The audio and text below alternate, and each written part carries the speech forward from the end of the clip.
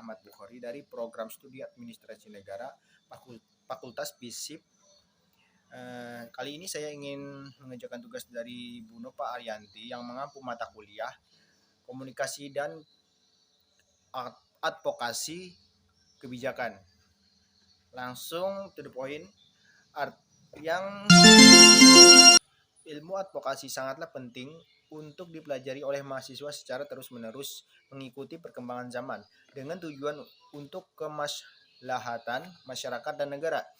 Masih banyak masyarakat yang membutuhkan bantuan untuk mengadvokasikan hak-haknya atau keresahan-keresahannya.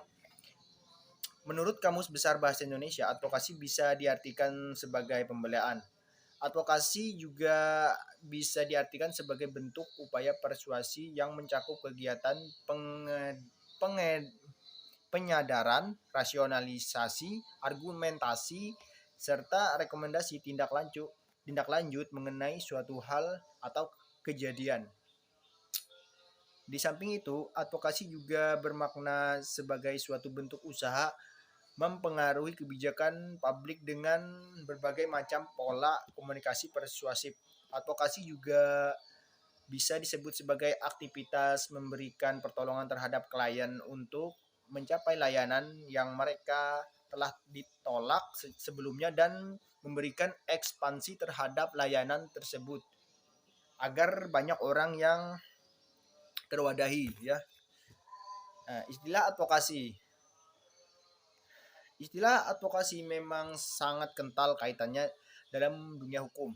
Bagi orang-orang yang memiliki keahlian di bidang advokasi biasanya disebut dengan istilah advokat. Jika dikaitkan dengan skala masalah yang dihadapi, advokasi bisa dibagi menjadi 3 jenis, yaitu ada advokasi diri, ada advokasi kasus, dan advokasi kelas, ya. Nah, lalu dari advokasi diri, yaitu advokasi yang dilakukan pada skala lokal dan bahkan sangat pribadi. Yang kedua ada advokasi kasus, yaitu advokasi yang dilakukan secara proses pendampingan terhadap orang atau kelompok yang belum memiliki kemampuan membela dirinya dan kelompoknya. Yang ketiga ada advokasi kelas, yaitu sebuah proses mendesakkan kebijakan publik atau kepentingan satu kelompok masyarakat dengan tujuan akhir terwujudnya perubahan sistematik yang berujung pada lahirnya kebijakan yang melindungi atau merubahnya ya legislasi yang dianggap tidak adil. Advokasi memang bisa menjadi alat ampuh dalam mencari keadilan.